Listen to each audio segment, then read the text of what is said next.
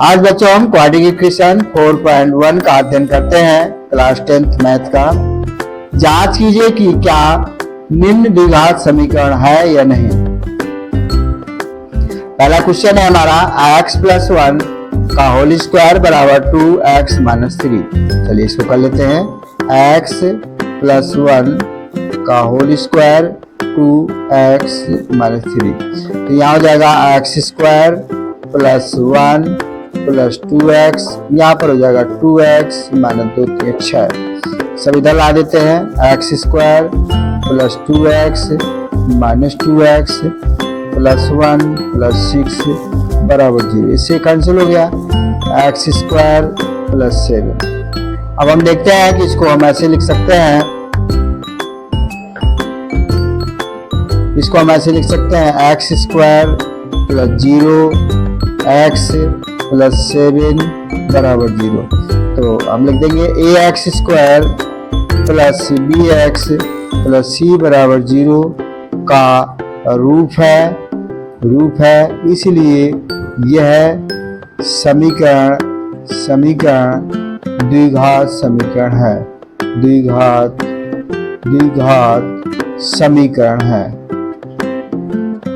ठीक है। Question number 2 x² - 2x - 2 3 - 3 हो जाएगा। x² - 2x को ये -2 3 6 + 2x इधर कर लेते हैं। x² - 2x + 6 बराबर 0 हो जाएगा। x² - 4x + 6 बराबर 0। ax² + bx + c बराबर 0 का रूप है, इसलिए यह समीकरण द्विघात समीकरण है।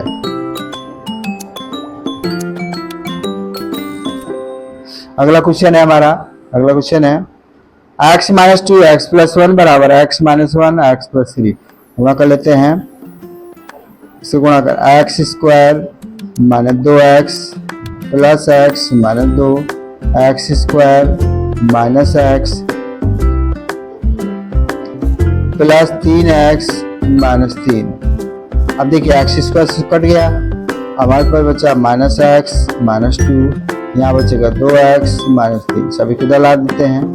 x² - 2x - 2 + 3 बराबर 0, तो यहाँ हो जाएगा 3x + 1 बराबर 0। अब यहाँ लिख देंगे आप ax² + bx + c बराबर 0 का रूप नहीं है, इसलिए यह समीकरण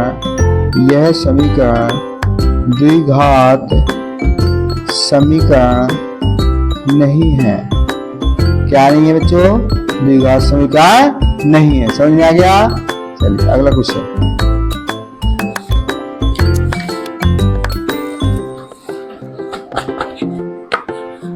अगला क्वेश्चन है हमारे पास चौथा क्वेश्चन है। चलिए x - 3 2x + इसको हल कर लेते हैं। x - 3 2x + 1 बराबर x + 5। इसका करो 2x² 3 × 6x + 1 का x - 3 x² + 5x। ध्यान दें 2x² - 5x और यहाँ पर आएगा -3x² + 5x। इधर ला देते हैं। 2x² -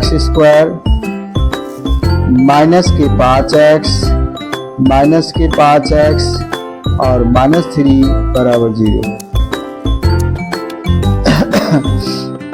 बराबर 0 यहाँ पर आपको -x² और आएगा, मतलब ये x² हो जाएगा।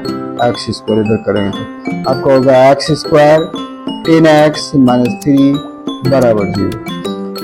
अतः ax² + bx + c बराबर 0 का रूप है, इसलिए यह समीकरण द्विघात समीकरण है। आंसर आ गया।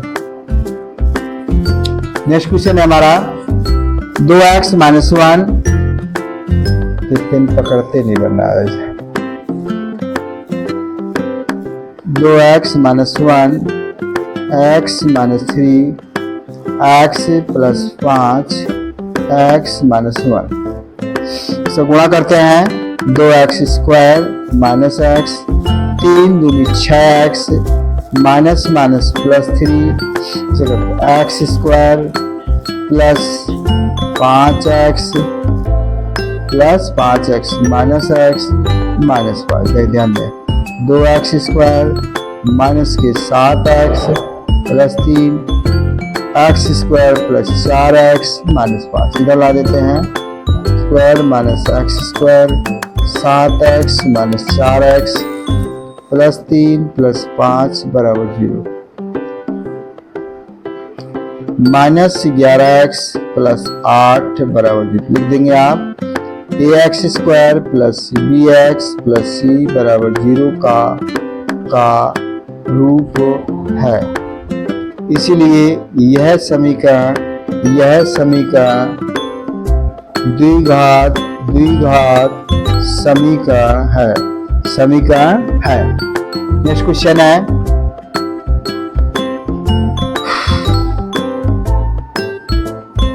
x² प्लस 3x प्लस 1, यहाँ हो जाएगा x² 2 दूनी 4 माइनस 2 दूनी 4x। चलो इससे ये कैंसिल हो गया।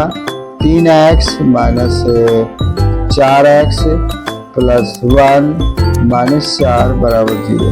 तो जाएगा 7x माइनस 3 बराबर 0। लिख देंगे ax² plus bx plus c बराबर 0 का रूप नहीं है यह, इसलिए यह समीकरण द्विघात समीकरण नहीं है, द्विघात समीकरण नहीं है। चलिए नेक्स्ट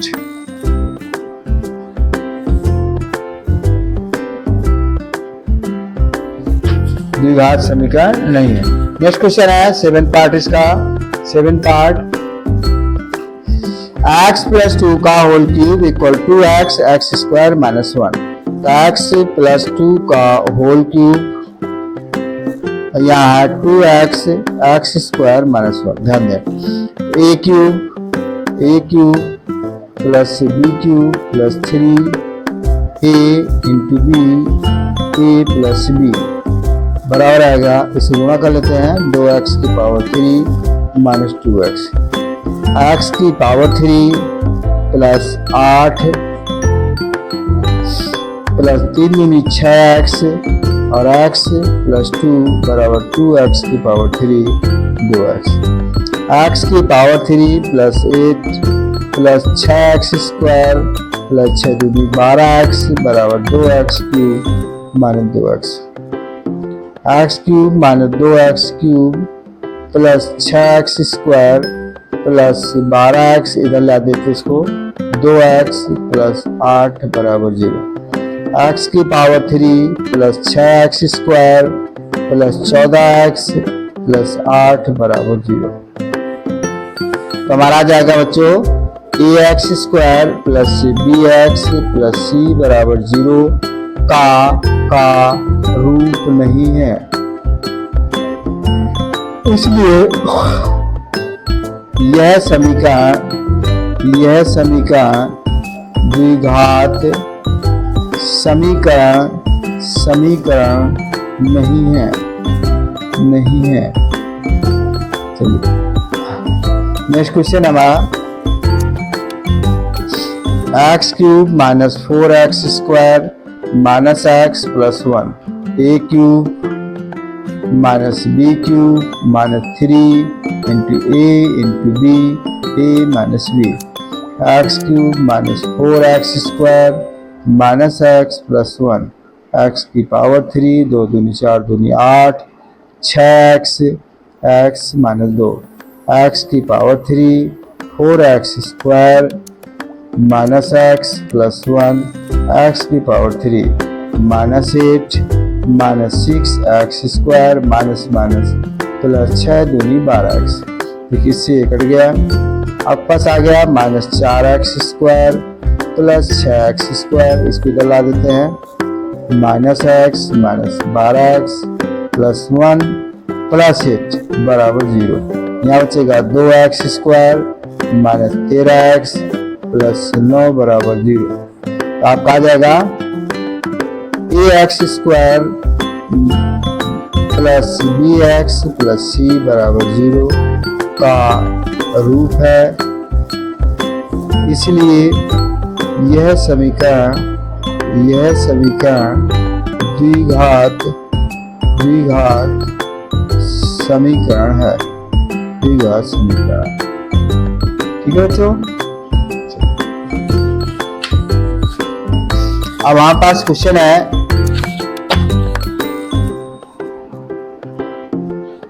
निम्न स्थितियों को द्विघात समीकरण के रूप में, सिर्फ रूप में व्यक्त कीजिए, निरूपित कीजिए। रूप में करना है, इसे हल नहीं करना। एक आयताकार भूखंड का क्षेत्रफल 528 मीटर स्क्वायर है। क्षेत्रफल की लंबाई मीटरों में, चौड़ाई दोगुने से 1 अधिक है। हमें भूखंड की लंबाई और चौड़ाई ज्ञात करनी है। माना कि भूखंड की चौड़ाई के दोगुने से अधिक, भूखंड की चौड़ाई x मीटर, तो जो लंबाई हो जाएगी 2 गुने से कितना 1 अधिक है। ये अब जो आयताकार भूखंड का जो क्षेत्रफल है वो दिया है 528। फॉर्मूला होता है लंबाई गुणे चौड़ाई बराबर 500। लंबाई हमारी है 2x प्लस 1, चौड़ाई x बराबर 528। गुणा कर लेते हैं, 2x square plus x minus 528 बराबर 0। ये द्विघात का रूप हो गया। ये आपका आंसर है। नेक्स्ट क्वेश्चन, 2 क्रमागत धनात्मक पूर्णांकों का गुणनफल 306 है।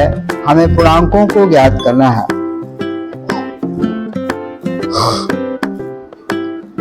माना कि 2 क्रमागत धनात्मक पूर्णांक x प्लस 1 है। प्रश्नानुसार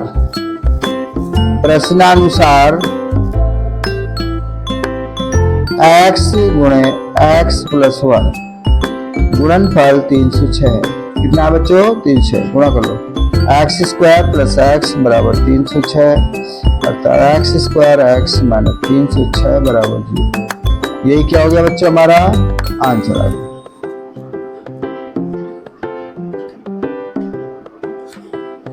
नेक्स्ट क्वेश्चन है,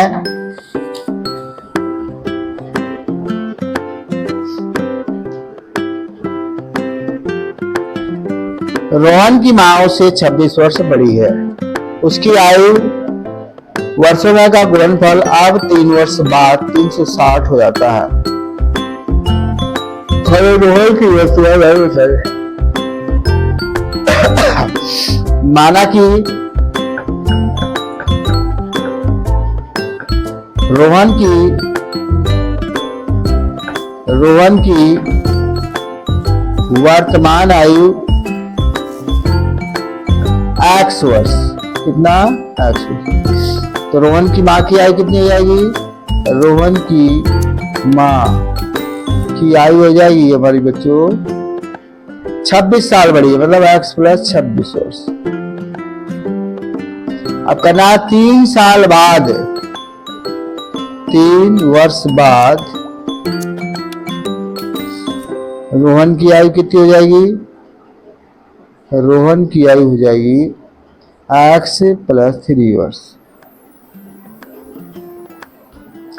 तो रोहन की माँ की आयु 3 साल बाद, रोहन की माँ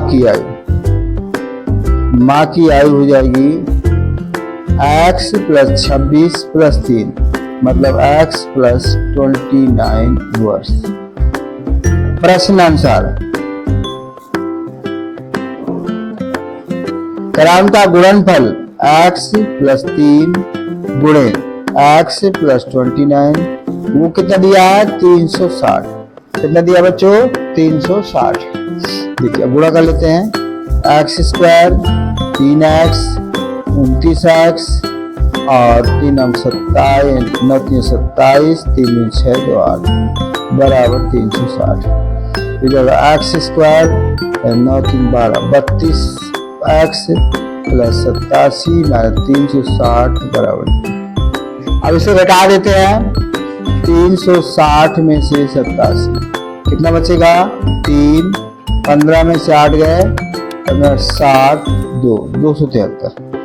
x square plus 32x minus 273 बराबर 0। ये क्या हो गया बच्चों हमारा आंसर आ गया। चलिए नेक्स्ट क्वेश्चन। एक रेलगाड़ी 480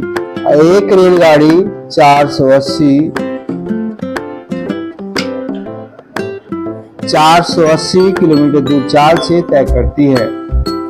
यदि इसकी चाल 8 किलोमीटर कम होती तो यह उसी दूरी को तय करने में 3 घंटे अधिक समय लेती है। हमें रेलगाड़ी की चाल ज्ञात। माना कि रेलगाड़ी की चाल x किलोमीटर प्रति घंटा है। अब चाल बराबर क्या होता है बच्चों, चाल बराबर होता है दूरी बटे समय।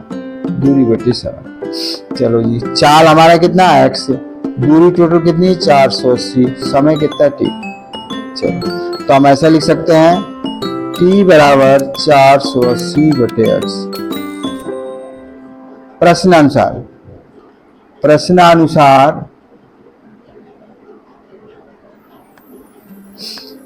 यदि उसकी चाल 8 किलोमीटर कम हो जाती, चाल आपकी 8 किलोमीटर कम हो जाती है तो समय कितना, तो समय 3 घंटे अधिक लगता है 10-3।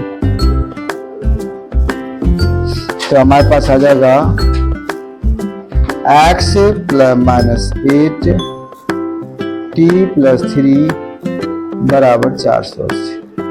यहाँ तक कोई दिक्कत बच्चों, t का मान रख दो तो जाएगा x माइनस 8, यहाँ t का मान हो जाएगा 480 बटे x 3 बराबर 480। चलो जी यहाँ जाएगा x माइनस 8, यहाँ पर आपने x कॉमन लिया 480 प्लस 3x बराबर 480। x माइनस 8 यहाँ जाएगा 480 प्लस 3x बराबर 480x गुणा कर लेते हैं। 480x माइनस 0 8 64 8 को 32 6 38 plus 3x square minus 24x बराबर 480x। इससे कट गया हमारे पास बच गया 3x square minus 24x minus 38 40 बराबर 0। ये क्या हो गया हमारे बच्चों, आंसर आ गया। ये क्या हो गया, आंसर आ गया। बच्चों जय हिंद जय